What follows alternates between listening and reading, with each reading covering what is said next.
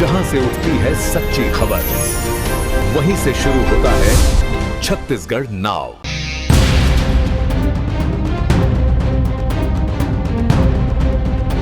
तो ये सामाजिक कार्यकर्ता से आप असामाजिक तरफ कैसे चले गए? AK-47 गोली मार दूंगा। देखिए, परिवर्तन जो है ना वो शक्ति से आता है। भगत सिंह है तो भगत सिंह ने असेंबली में बम फेंका, लेकिन उन्होंने हिंसा नहीं किया। उन्होंने देश को जागृत करने के लिए कार्य किया कि अब मृत्यु के भय को त्याग दो, तब जागृति आ पाएगी। जी, प्रजातंत्र है, लोग चुनाव को जिता के, वित्त मंत्री जी को चुनाव जिता के बैठाए हैं, मुख्यमंत्री को चुनाव जिता के बैठाए हैं, उनको इस प्रकार से कहना। चलिए चौधरी जी यहाँ चुनाव लड़ लें, किसी से भी लड़ लें, आम व्यक्ति से, और वो बैलेट से हो जाए तो उनको समझ में आ जाएगा कि चुनाव क्या होता है। यहाँ प्रधानमंत्री संविधान के बारे में नहीं जानते हैं। अगर ये मेरी चुनौती को प्रधानमंत्री और वहाँ के मुख्यमंत्री स्वीकार करें तो मैं सामने में बैठ जाऊं। मैं पढ़ा लिखा आदमी नहीं हूं, लेकिन मैं संवैधानिक अधिकारों को जानता हूँ। आपने संविधान की बात कही शर्मा जी, जी, और अभी कुछ दिन 2 दिन पहले ही आपने चीफ जस्टिस के बारे में पटान कह दिया। देखिए, वो पवित्र न्यायालय है, कहिए, वहां ईश्वर बैठता है। अगर कोई गद्दार बैठ जाए, हमारा चीफ जस्टिस गद्दार है। जो प्रथम दृष्टया अपराध दिख रहा है कि पुलिस ने क्या किया, एक आरोपी जिसका अभी माननीय न्यायालय ने निर्णय नहीं दिया है कि वो दोषी है कि नहीं है, तो यहाँ का एसपी, यहाँ के पुलिस अधिकारी और कर्मचारी उसको 3 दिन पहले से उठा लिए, किडनैप कर लिए, उसको कितना प्रताड़ित किए होंगे। नमस्कार, जय जोहार, मैं हूं सत्यजीत घोष और आप देख रहे हैं छत्तीसगढ़ नाउ डिजिटल।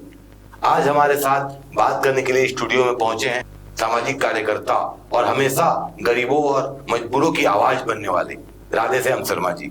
शर्मा जी, बहुत बहुत स्वागत है आपका हमारे न्यूज चैनल स्टूडियो में, आप पधारे हैं। शर्मा जी, आपसे अभी बात करना चाहूंगा इस तमनार की जो चले आ रहा है लगातार एपिसोड, रोज नए नए कुछ न कुछ घटनाएं क्रम सामने आ रही है।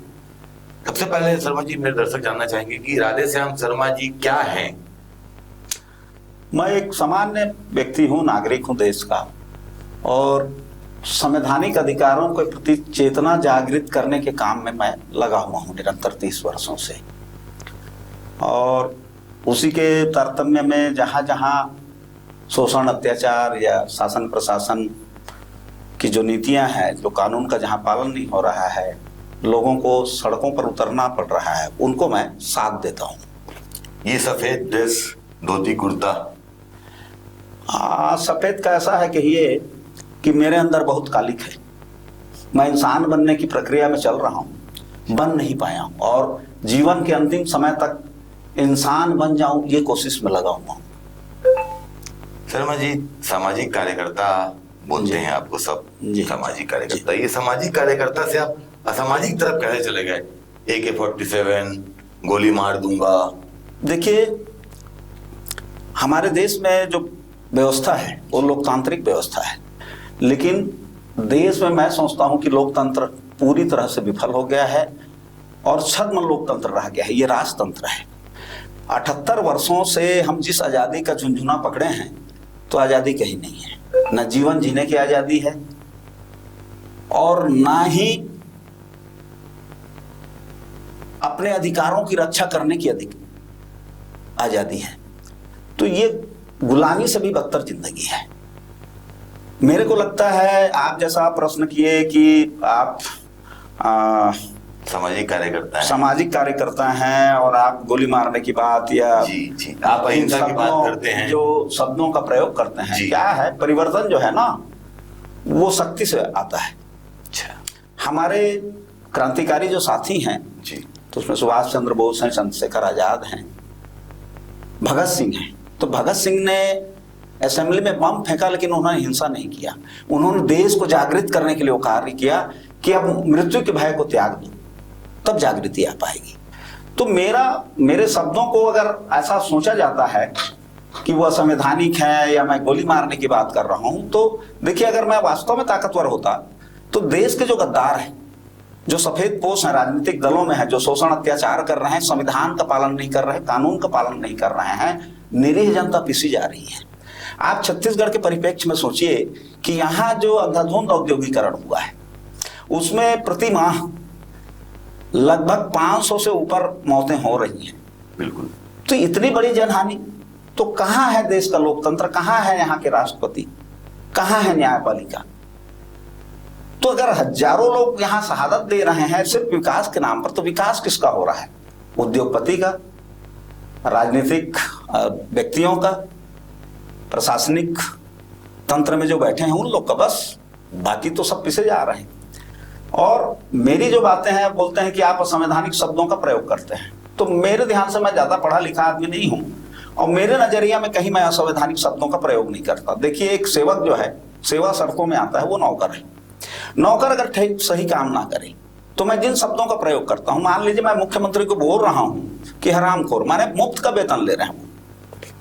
एक संवैधानिक पद पे हैं, जी जी जी, निर्वाचन चुनाव जीत के आए हैं, बकायदा प्रजातंत्र है, लोग चुनाव को जिता के आए, वित्त मंत्री जी को चुनाव जिता के बैठाए हैं, मुख्यमंत्री को चुनाव जिता के बैठाए हैं, उनको इस प्रकार से कहना। देखिए, चुनाव जीतना जिताना अलग चीज है, क्योंकि ये तो सब मैनेजमेंट है कि ये आपको लग रहा होगा जैसे ईवीएम का मुद्दा अब शांत हो गया, क्योंकि बहुत उसको अच्छे ढंग से साइलेंट कर दिया गया है, तो कोई जनता अभिमत दे रही है ऐसा नहीं है। अभी चलिए चौधरी जी यहाँ चुनाव लड़ लें, किसी से भी लड़ लें, आम व्यक्ति से, और वो बैलेट से हो जाए, तो उनको समझ में आ जाएगा कि चुनाव क्या होता है। चुनाव में आपको अगर हाथ पैर जोड़ना पड़ रहा है, पैसे खर्च करना पड़ रहा है, जो सबको दिख रहा है, बैनर पोस्टर से लेकर के हर प्रकार के क्यों खर्च कर रहे हैं आप अगर सेवा के लिए आए हैं तो आप सेवा करिए। आप अगर नहीं चुने जाएंगे तो भी आप सेवा करिए। तो आपको कौन दिखता है कि जो सेवा कर रहा है? राजनीतिक दल में सिर्फ एक राजनीतिक व्यापार हो गया है। इसको व्यापार के परिप्रेक्ष्य में इन्वेस्टमेंट के रूप में आदमी पैसा लगाता है, पद में पहुंचता है। और सबसे बड़ा दुर्भाग्य, विष्णुदेव साय जी को मैं अभी कुछ दिनों में भेजूंगा संविधान, और वो कम से कम 6 महीना साल भर अच्छे विशेषज्ञों से पढ़ें, उसको समझें कि संविधान ने क्या हमारे देश में व्यवस्था बना रखी है और कानून कैसे बने हैं, उसका परिपालन कौन करता है।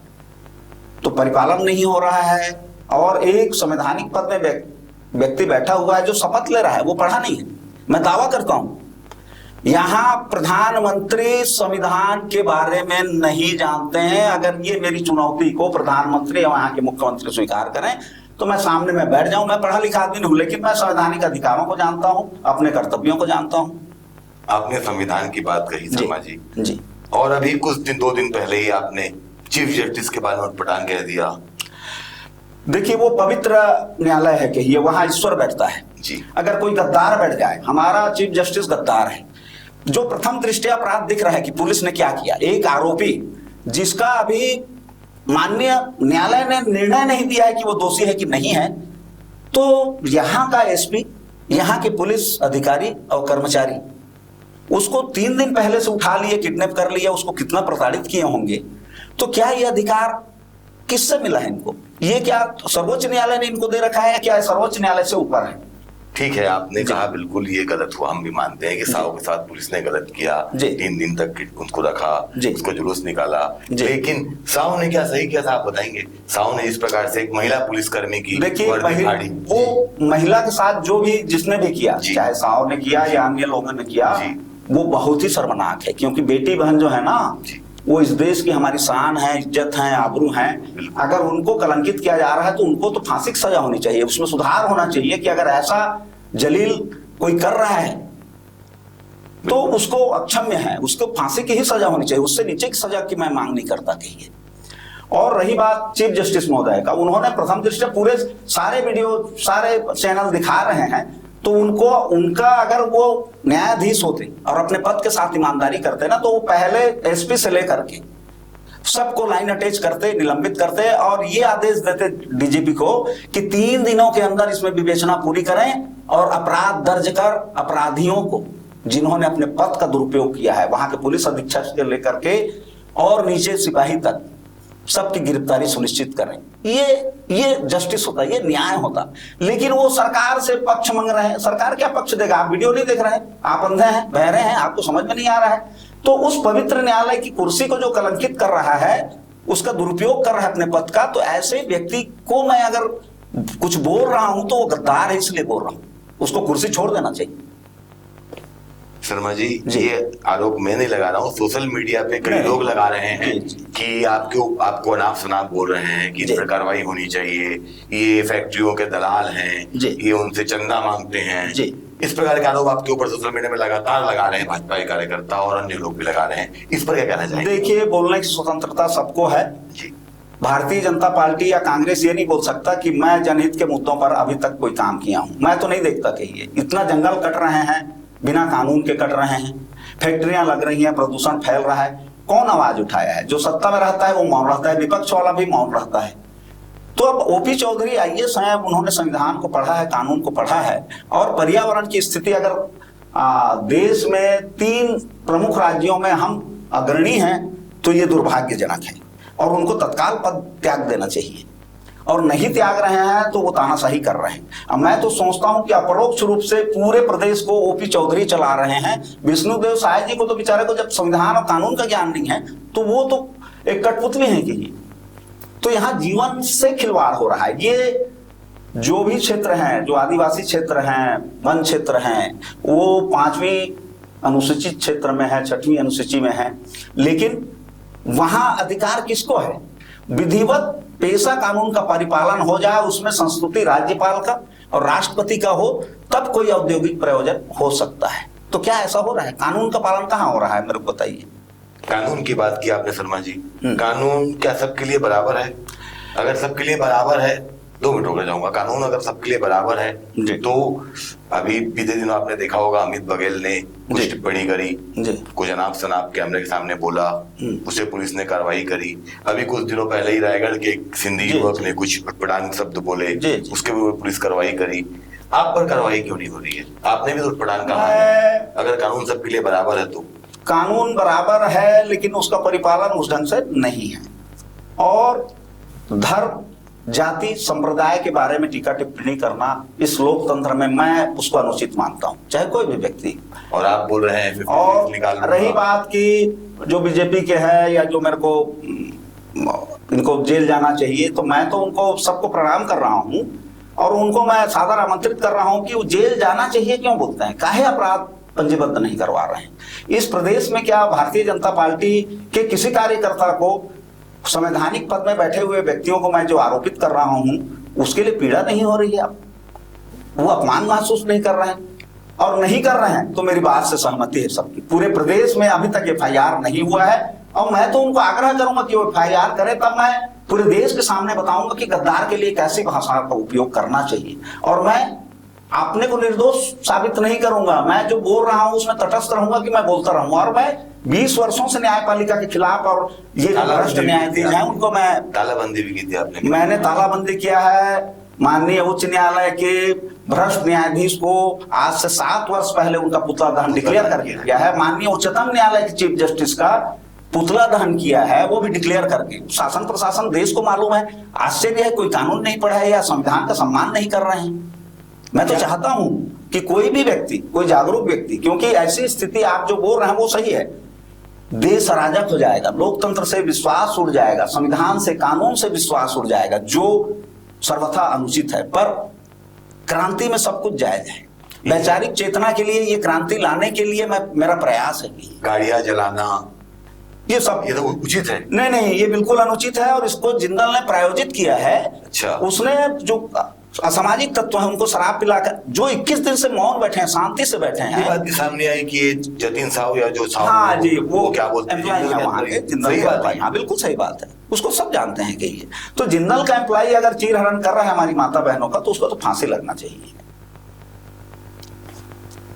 अंतिम सवाल शर्मा जी, क्या लगता है कहीं ना कहीं जिला प्रशासन या राज्य शासन बैकफुट में है? राधेश्याम शर्मा से डर रही है, राधेश्याम शर्मा के पीछे हजारों पब्लिक इसलिए डर रही है, इस कारण से आपके ऊपर कार्रवाई नहीं कर रही है? नहीं, मेरे पीछे पब्लिक नहीं है, मैं पब्लिक के पीछे हूं कही है। मैं अकेला हूं कही है, मैं किसी संगठन से नहीं हूं। आप लीडर हैं? और नहीं, देखिए, आप मेरे को लीडरशिप करते कभी नहीं देखे होंगे। मैं जो जनता लड़ रही है उनसे अपने विचार को मैं निवेदन के रूप में रखता हूं कि आप लोगों में सर्वसम्मति बन जाए, किसी को नेता पैदा मत होने दीजिए, आप सामूहिक रूप से नेतृत्व करिए, जनता नेतृत्व करे, अपना विचार रखे, सब कुछ करे। और रही डरने की बात, तो अभी सारा अमला यहां से न्यायपालिका से लेकर के प्रशासनिक जो अमला है वो ओपी चौधरी के भय से मेरे खिलाफ कानूनी कार्रवाई नहीं कर रहे हैं। उनका आतंक है, उनका आतंक समाप्त होना चाहिए। चलिए, बहुत बहुत धन्यवाद आपका शर्मा जी, आपने प्रणाम, वंदे मातरम। समय निकाला आपने हमारे चैनल के लिए। धन्यवाद। तो ये थे राधे श्याम शर्मा जी, जिन्होंने बेबाकी से जितने भी सवाल हमने किए, मैं फिर इनसे क्षमा चाहूंगा, ये मेरे आदरणीय बुजुर्ग हैं, मैंने इनसे कई उटपटांग सवाल भी किए, पर ये सवाल सारे जनता के ये थे जनता के और सवाल सारे हैं। सवालों का राधे श्याम शर्मा जी ने बेबाकी से जवाब दिया। एक बार फिर से आपका बहुत बहुत साधुवाद। तमाम इस प्रकार से खबरें देखने के लिए हमारे चैनल को लाइक करें, सब्सक्राइब करें, और हाँ, अगर आपके भी कुछ सवाल हैं तो हमें आप सवाल मैसेज करें, हम बिल्कुल आपके सवालों को राधे श्याम शर्मा जी के सामने रखेंगे और उनके भी जवाब मांगेंगे। जय हिंद, जय भारत, जय छत्तीसगढ़। जहां से उठती है सच्ची खबर, वहीं से शुरू होता है छत्तीसगढ़ नाव।